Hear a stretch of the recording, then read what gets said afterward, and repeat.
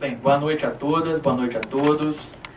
Quero, antes de começar minha fala, anunciar que a gente está sendo transmitido ao vivo pela TV Câmara e que esse debate está sendo gravado e a gente pode depois lançar mão desse debate para subsidiar outros momentos, da forma como a gente quiser. Amanhã mesmo já peço a cópia desse vídeo e a gente já disponibiliza para quem quiser.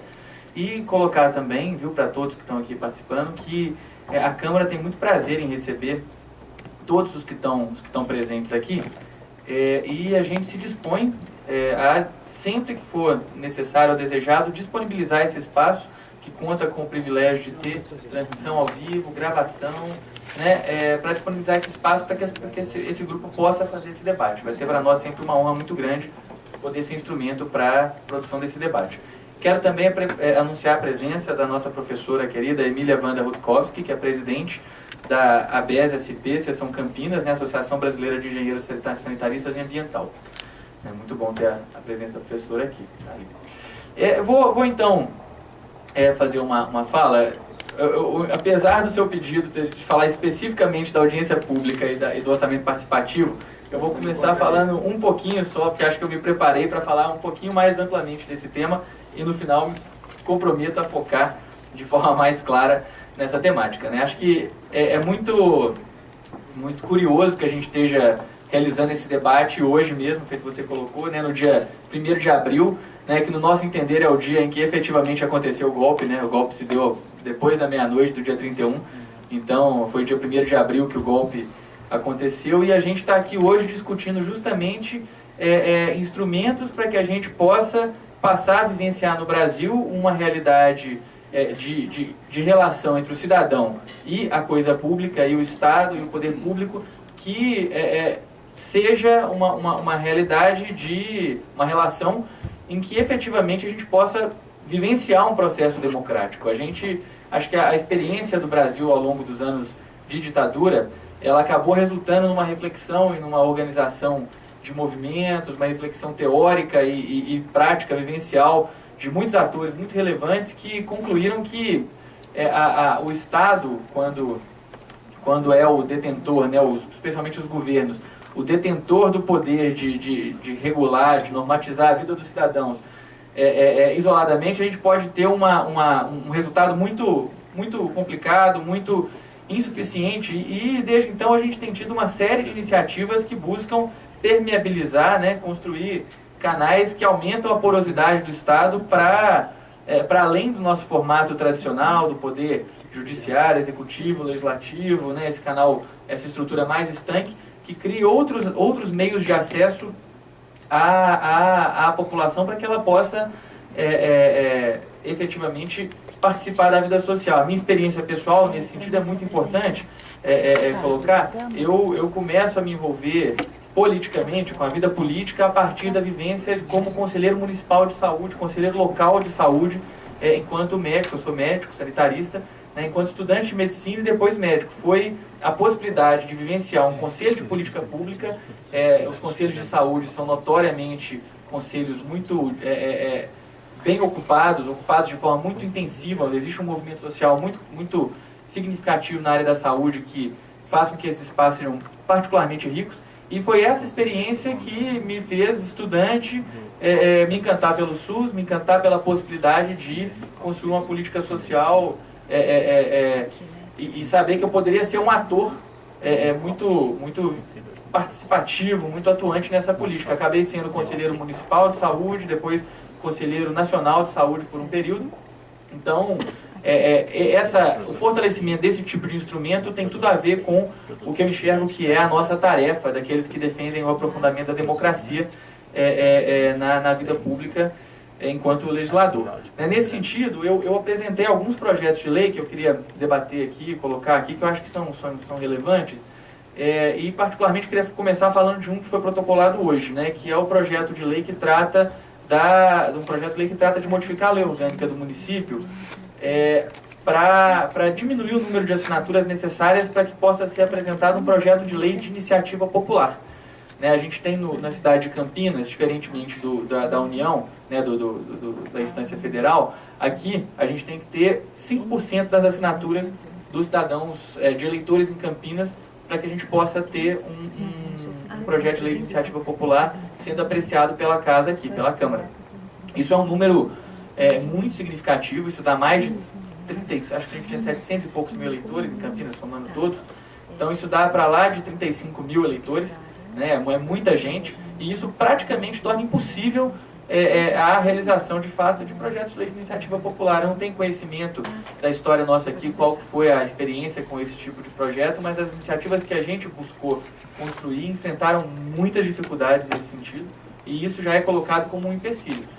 No caso de projetos de lei de âmbito federal, a gente trata com um quantitativo de 1% dos eleitores, né? Não com 5%. Então, o que a gente protocolou hoje, um dos projetos que a gente queria colocar aqui hoje, entendendo que está na nossa Constituição a questão da iniciativa direta dos cidadãos na construção de legislação, e a gente protocolou então um projeto que modifica para 1% o número de eleitores que precisaria assinar. Esse projeto vai passar a tramitar agora, certamente vai ter resistências, vai ter apoios, mas a gente quer anunciar ele aqui para que a gente possa contar com o apoio de todo mundo que está aí na vida pública da cidade, interessado em democratizar o espaço público. Tem um outro projeto que a gente protocolou também, que permite o acesso a todo cidadão, conselheiro ou não, a reuniões dos conselhos municipais de Campinas. A gente tem essa situação também em alguns conselhos aqui de Campinas. As reuniões são a portas fechadas para conselheiros, né? A gente tem um entendimento que cada conselho tem o seu regimento interno e tem o poder, aí, a possibilidade de definir sobre o direito à fala, o não direito à fala dos cidadãos. Eu até tenho um entendimento pessoal de que pelo menos o direito à fala, em princípio, deveria poder ser garantido a todos os cidadãos quando presentes em uma reunião de conselho, mas não são todos os conselhos que permitem isso, e vá lá. Mas a gente entende que uma reunião de conselho, a porta fechada, sem a possibilidade de participação de outros cidadãos, já é uma situação um pouco mais complicada. Então a gente propôs também, né, o projeto 48/2014, um projeto desse ano também, que modifica essa situação, mais um que vai estar tramitando. Tem um outro projeto que eu gostaria de falar, que é o 401/2013, também da minha autoria, que cria o Conselho Municipal de Transparência e Controle Social de Campinas, que estabelece atribuições para o Conselho, né? A gente já teve até algumas conversas com algumas das pessoas que estão aqui a respeito disso. É um conselho que tem como missão promover, garantir e fiscalizar as ações de transparência na cidade. Pode até parecer uma coisa um pouco redundante, né? O pessoal falou Conselho dos Conselhos, mas não é bem isso. A gente entende que, na medida em que a promoção da transparência na organização da vida pública é uma diretriz que tem que permear todas as ações do Estado, é interessante que exista uma organização, um órgão, uma estrutura permanentemente organizada, estruturada, que tenha como missão fiscalizar, observar... observar a questão do cumprimento das legislações de transparência, enfim, de todo o arcabouço que se constitui. A gente sabe que tem ainda um problema que é recorrente em diversos âmbitos aí da vida pública no nosso país, não só em Campinas, que é a legislação que é proposta, aprovada, sancionada e que não é implementada nos termos da lei de forma plena. Recentemente a gente teve até uma situação que a gente levou ao Ministério Público, não é a área do Dr. Cobori, mas a gente levou ao Ministério Público, está lá na mão dos promotores, que diz respeito ao portal da transparência de um importante órgão público aqui da cidade que não cumpre os requisitos que estão colocados na lei de transparência, né, na lei de acesso à informação, perdão, né, que foi promulgada lá em 2011, se não me engano, e não cumpre os requisitos da lei. Então a gente é um exemplo típico de um instrumento que a gente entende que poderia ser muito fortalecido pela existência e pelo funcionamento pleno desse Conselho de Transparência e Controle Social. Essa é uma iniciativa que inclusive está sendo também abordada em outros municípios, é uma iniciativa, um movimento mais amplo de diversos atores aí do campo democrático popular em diversas cidades do Brasil. A gente está aqui costurando essa luta aí. Tem um outro projeto, que inclusive a Marcela está aqui, ela também já apresentou um projeto similar quando ela foi vereadora, que é o projeto que cria a Tribuna Cidadã aqui na Câmara de Campinas. É mais uma vez um projeto que tenta construir, abrir um canal a mais nesse poder, que é, no caso, o poder legislativo, estabelecendo um momento específico no qual cidadãos participantes de entidades, de órgãos representativos da sociedade poderiam fazer uso da tribuna da Câmara, que é um espaço oficial, um espaço formal, um espaço que tem gravação e transmissão, toda uma série de símbolos, inclusive, né? Se falar na Câmara é diferente de se falar na rua, é diferente de se falar em qualquer lugar, né? Esse é o espaço onde isso, enfim, tem todo um significado diferente. E a criação da Tribuna Cidadã, com esse projeto, a gente busca possibilitar, a gente fez um formato que possibilitaria, por exemplo, três pessoas, 3 representantes por sessão fazerem uso da tribuna por 5 minutos para poderem tratar de temas da vida da cidade, dialogar, enfim, falar daquilo que as suas entidades entendem como relevantes, né? Até porque a gente tem pleno entendimento da limitação, né, que 33 representantes eleitos têm para efetivamente representar toda a diversidade de interesses, concepções, formulações que a sociedade civil, felizmente hoje, é muito mais livre, muito mais rica e diversa do que outrora, né? A gente está aí falando de novo de ditadura e tudo mais, teria para manifestar e defender na cidade de Campinas. Enfim, eu estou falando aqui de vários dos nossos projetos, né, que a gente tem tentado no nosso mandato, de fato, fortalecer o arcabouço de legislação participativa, né? Não por acaso eu acabei sendo eleito presidente da Comissão de Legislação Participativa de Campinas. Quero aqui colocar que essa comissão é a comissão que recebe propostas de legislação de entidades da sociedade civil, de sindicatos, enfim, dos mais diversos entes organizados da sociedade. Quem quiser propor projetos de lei a partir desse instrumento, não precisa passar um projeto de lei, pegar as assinaturas de um projeto de lei de iniciativa popular, basta protocolar, encaminhar um projeto aqui para casa, que ele vai ser remetido à Comissão de Legislação Participativa, né? A gente acha que isso é complementar, não é excludente nem compete, né? Mas é importante saber que essa comissão existe e ela, na verdade, ela é muito pouco utilizada. Ela é muito pouco acionada, tanto por uma questão de desconhecimento da população a respeito da existência dela. Os instrumentos para divulgação dessa comissão, eles são muito pequenos, né? Existe uma dificuldade de tornar isso mais conhecido, quanto mesmo da prática dos movimentos, das organizações, que não é uma prática que se apropriou, não é uma militância que se apropriou de forma plena de todo esse arsenal de possibilidades aí de participação, né? Quero aí, agora, trazendo um pouquinho mais a questão das audiências públicas especificamente, né? A gente tem aqui na casa, por exemplo, na Câmara, a prática de realização de audiências públicas. A gente tem uma série de vamos dizer, temáticas que sempre que são abordadas enquanto legislação, enquanto projeto de lei, elas obrigatoriamente têm que ser alvo de audiência pública, elas têm que passar por uma audiência pública para serem debatidas, para serem aprovadas, poderem ser aprovadas. E a gente tem uma discussão a respeito dessa questão da audiência pública, que é o seguinte: a gente nos preocupa muito a maneira como frequentemente esse instrumento é tratado de uma maneira burocrática, cartorial, né? Praticamente uma maneira exclusivamente cartorial, né? Como a gente tem aí acabei falando aqui, né? Uma limitação no campo de interesses que efetivamente se faz representar na Câmara de Vereadores, né, em qualquer lugar do Brasil, não é só nessa, em qualquer parlamento no Brasil, na verdade, muitas vezes boa parte da discussão, boa parte daquilo que interessa, boa parte da tomada de decisão, ela já chega na audiência pública pronta, feita, né? E a audiência pública, ela dá um verniz democrático para um processo que muitas vezes não tem essa permeabilidade, não tem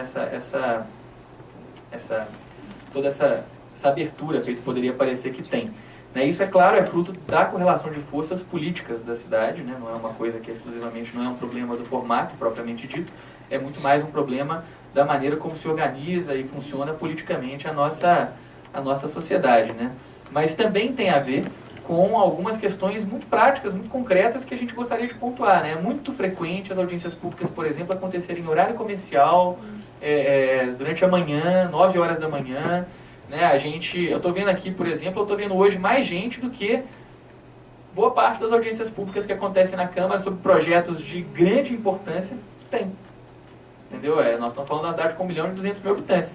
Muitas vezes não tem o número de pessoas que tem aqui hoje participando de certas audiências públicas muito importantes, né? Qualquer projeto que trate de transporte público, que trate da questão urbana, projetos que tratem de quadro de funcionários da prefeitura, né, da carreira, tudo isso tem que passar para a audiência pública. São temas absolutamente... Oi?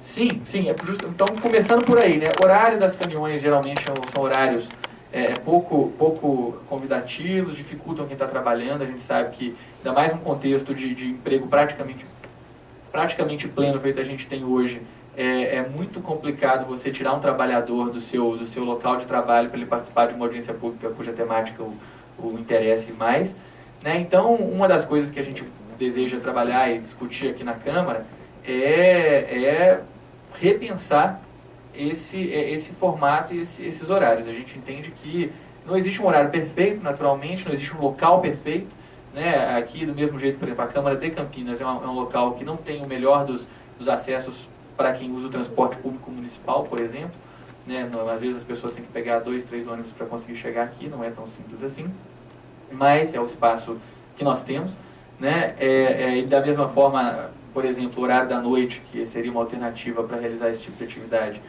também não é perfeito para todo mundo, mas a gente acha que seria uma modificação relevante que a gente já poderia pensar para essa questão, né? Outra coisa que a gente considera importante é a maneira como são tratadas as colocações que são feitas nas audiências públicas, né? Da mesma maneira como eu falei, às vezes elas é uma abordagem mais cartorial, da mesma forma o trato que é dado às propostas e às colocações que são feitas também costuma ser, quando muito, um registro simples ou uma nota, mas não necessariamente a gente tem uma resposta institucional da parte do poder público a cada uma das colocações que é feita, né, uma resposta que justifique, por exemplo, por que uma determinada recomendação, uma determinada sugestão que foi feita por uma entidade da sociedade civil que participou de uma audiência, por que aquilo foi ignorado. Então, uma das coisas que a gente tem pensado e pensado em propor é modificar também esse aspecto do funcionamento das audiências públicas, né? Pensar em garantir instrumentos que